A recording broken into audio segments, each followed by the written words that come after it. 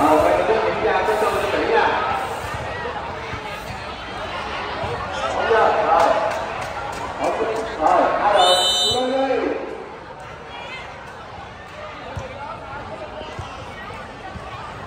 Lên đi.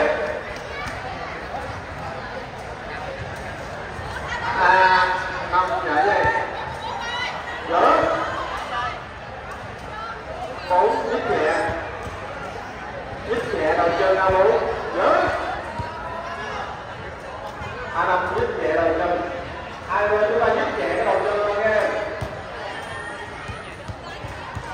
25 nhích nhẹ đầu chân.